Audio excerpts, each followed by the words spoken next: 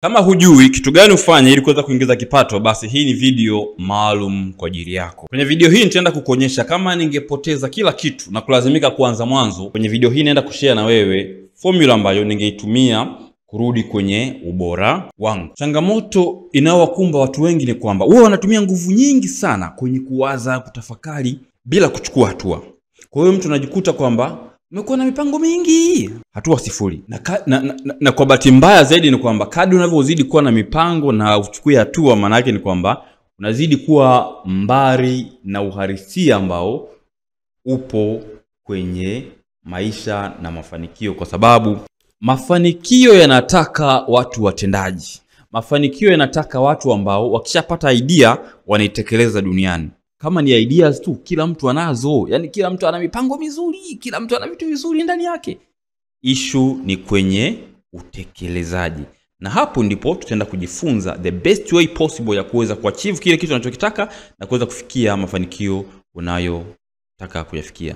Kwa hiyo kwenye video hii kuna formula ya kukopi na kupesti ambayo kifuatilia na kujifunza namna unavyofanya kazi itakusaidia sana kuweza kubadilisha maisha yako. Sasa usiwe kama watu ambao hawawezi kufocus kwa muda huu mfupi kujifunza kitu cha thamani na kuweza kukifanyia kazi. Anataka tu chip dopamine, akimbie kuna huko. Kwa hiyo hakikisha hapo na focus na concentrate, weka full screen na tuweze kula madini. Na bila kupoteza muda tuanze kutizama formula hii. Kwa hiyo kitu cha kwanza kabisa, kama ningeanza upya, ni kutafuta tatizo kutoka sokoni. Tofauti na formula sasa hivi ambayo inakuambia uende shule,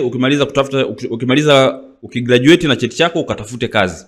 Mimi ningeanzia sokoni, nikatafuta problem ambayo inawakumba wengi kwenye afya, kwenye mambo ya fedha na biashara, ama kwenye mahusiano, sehemu ambazo huwa haziishiwi pesa na matatizo.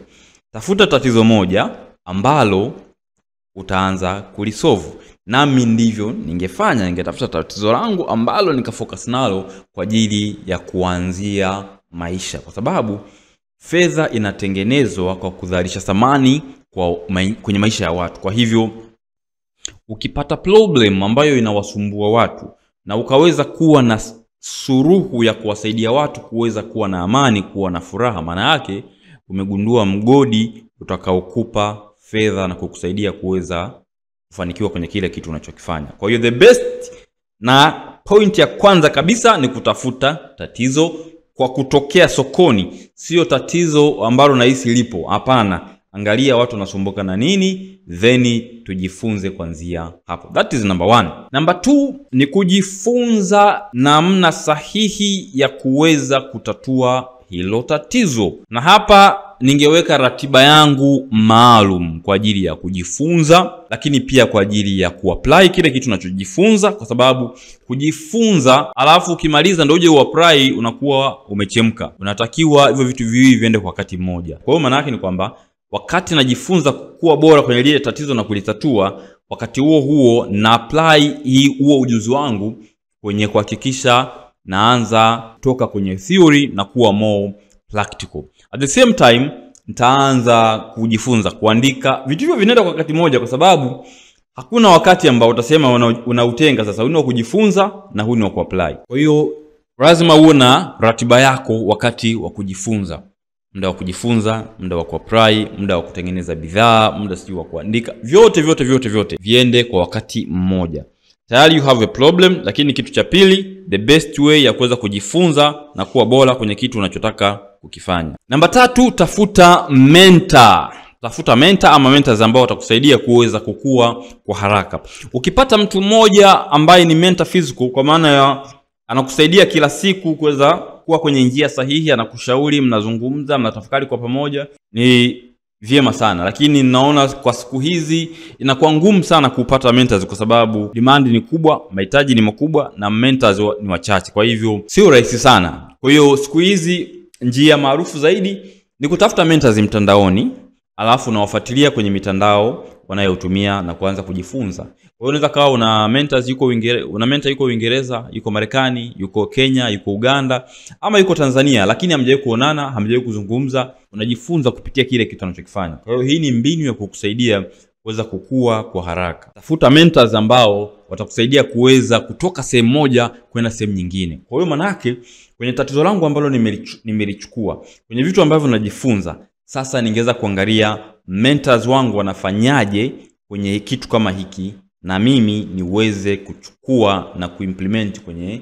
kile ninachojifunza. Kwa Tanzania hii kuna watu wengi wapo, kwa mfano kwenye industry kama kwenye digital marketing na mambo ya mtandaoni online, wako watu wengi. Unaweza kuona wakina Gilsant wapo, kwa kina Amos Nyanda, wako kina Gabi, wako watu wengi ambao unaweza kwenda ukajifunza kwao, lakini isikufunge. Angalia nje, watu ambao wanafanya kitu kama unachotaka kufanya wewe. Angalia vitu wanavyovifanya na wewe uwe unaimplement kwenye kile unachokifanya. Na mimi ningefanya hivyo. Kwa hiyo badala ya kusumbuka, ningeangalia I have a problem, najifunza, lakini je, ni kitu gani ambacho naweza kuchukua kwa mentors ambao kwenye industry ili niweze kuwa bora zaidi. Point number 4. Hii ni kitu cha muhimu sana ambacho kitakusaidia sana kuweza kubadilisha perspective ya namna ambavyo unachukulia maisha. Mtandaoni, ukiwa unajifunza kwa mentors ama unajifunza kwa mtu yote mtandaoni, jifunze kuiga kile wanachokifanya, sio kile wanachokisema. Narudia, mtandaoni kama kuna mtu unamkubali sana, fuata kile anachokifanya, sio kile anachokisema. Ukiwa ni mtu wa kufuata kile magurus, sijui ni kocha, sijui nani anakisema, ukiwa mtu tu wa kufuata kile mtu anachokwambia, kuna wakati utapotea. Nasema hivi kwa experience, kwa sababu asilimia kubwa ya watu hawaishi maisha ambayo wanayazungumza. Binafsi nafurahi kwamba kwa asilimia kubwa sana huwa naishi maisha yangu ambayo ninayasema, na huwa sipendi kufake na vitu kama hivyo. Kwa hiyo I know what I'm saying. Lakini asilimia kubwa kweli ya watu huwa wana fake vitu. Kwa hiyo mtu utakuta anakuambia labda jifunze labda kuuza vitabu, lakini yeye hauzi vitabu. Sio kama unapata point. Ama unaweza kukuta labda mtu ni anafanya forex trading, anakuambia labda fanya hiki, lakini yeye labda pesa nyingi anapata kwenye kuwafundisha watu kuliko kufanya forex trading yenyewe. Kwa hiyo si kwa ubaya, I'm just trying to show you kwamba mtandaoni the best way possible ya kuweza kufanikiwa kwa haraka ni kuacha kujidanganya. Achana tu na ushauri wa moja kwa moja wa mtu. Chunguza kwenye maisha yake, anafanya nini?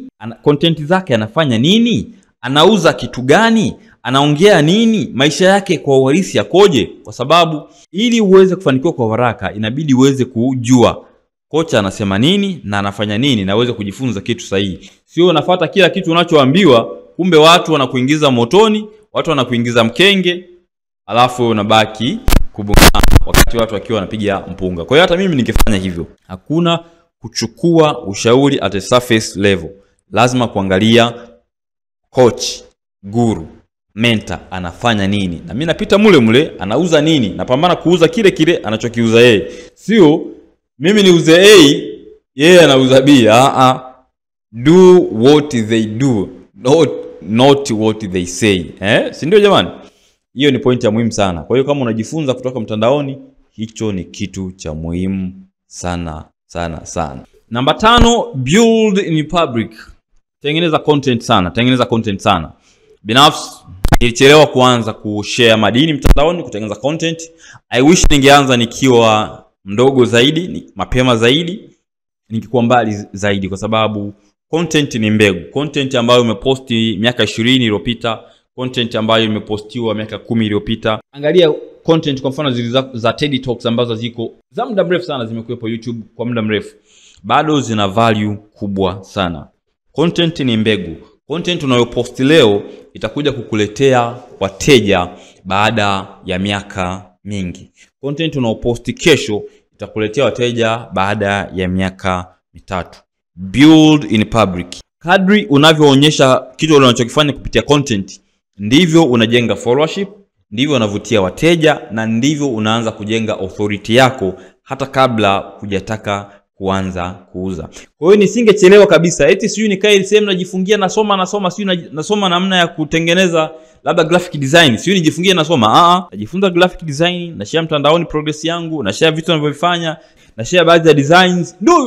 Ndio namna ya kuweza kukua kwa kizazi hiki. Kwa hiyo nisingepoteza kabisa muda wa kujifungia sehemu eti nijifunze tu alafu nije. No, we build in public. The way tuna improve ndivyo ambavyo na share, na hivyo ndivyo unavyoweza kupata kijiji chako na kuanza kutengeneza watu watakaokuwa fans na wateja kwenye huduma unayoifanya. Hatua ya 6 ni kupata wateja na kuanza kujaribu mbinu zetu. Ukishaanza kushare content, watu watataka tayari uanze kuwasaidia kile kitu unachokifanya. Hata kama una bidhaa, watu watashow up, watasema bana, tuna changamoto hii na hii, tunaomba tusaidie. Ni kitu cha kawaida, kipo sana kwenye industry yote. Kwa hiyo moja ya kitu ambacho ningefanya ni kuanza kupata matokeo ya haraka, kwa sababu kwenye biashara yote ile, moja ya kitu ambacho kinauza sana ni testimonials ama social proof. Maana yake ni kwamba kadri unavyopata matokeo ya haraka, vile unavyowasaidia watu na kupata matokeo, ndivyo hivyo inakuwa rahisi zaidi kuweza kuwashawishi watu wengine waweze kukuamini. Kwa hiyo nisingepoteza muda kabisa kufocus kwenye kujifunza ama kuwa bora. The more unatatua matatizo ya watu, the more imani yako inazidi kuongezeka, na kadri unavyopata matokeo ambayo ni positive, uwezo wako unazidi kuongezeka zaidi. Kwa hiyo nisingepoteza muda, mara moja baada ya kuwa na ujuzi ningeanza kutatua changamoto za watu kwa ajili ya kuweza kupata experience zaidi kwa vitendo na sio kuwa na nadharia tu. Na hatua ya 7 ni kujifunza ujuzi wa thamani.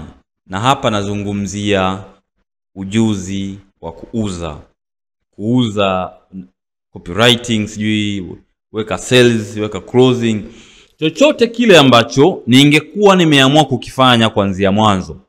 Maana yake kwa hatua hii ambayo nimefikia ni kuanza sasa kuwa bora kwenye kukiuza.